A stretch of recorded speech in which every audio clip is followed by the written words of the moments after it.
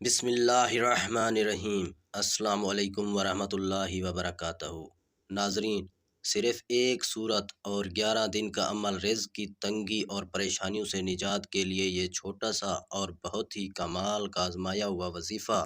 اللہ تعالیٰ ارشاد فرماتا ہے کہ میرے بندو، گھبرانے کی ضرورت نہیں، تمہیں کسی چیز کی ضرورت ہے تو میری بارگاہ کی طرف رجوع کرو، میں اللہ واحد لا شریک ہوں، تمہاری اس دعا کو اپنی بارگاہ میں قبولیت کا شرف عطا فرماؤں گا۔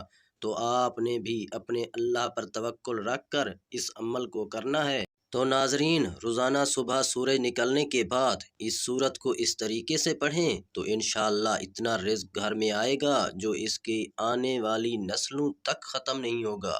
اگر کوئی بے روزگار ہے، کسی کے رزق میں تنگی ہے، یا کسی کے پاس نوکری نہیں ہے، یا گھر کے مالی حالات ٹھیک نہیں ہیں، گھر میں برکت نہیں ہے، تو اس سورت کو پڑھنے سے آپ کے گھر میں بند رزق کے دروازے کھل جائیں گے، خوشحالی اور برکتیں آئیں گی۔ اسی طرح جو شخص کھانا کھانے کے بعد ایک مرتبہ اس سورت کو پڑھے گا تو وہ کھانا بیماری نہیں بنے گا، 2 مرتبہ پڑھے گا تو رزق ہمیشہ ملتا رہے گا، اور جو اس کو 3 مرتبہ پڑھے گا تو اس کی نسلوں تک اس کے گھر سے رزق ختم نہیں ہوگا انشاءاللہ۔ تو آپ نے کرنا کیا ہے؟ صبح سورج نکلنے کے بعد 101 مرتبہ یا وہاب پڑھنا ہے۔ اس کا ترجمہ ہے دینے والا، عطا کرنے والا۔ اس کے بعد سورہ قریش 11 مرتبہ پڑھنی ہے، لإلاف قریش۔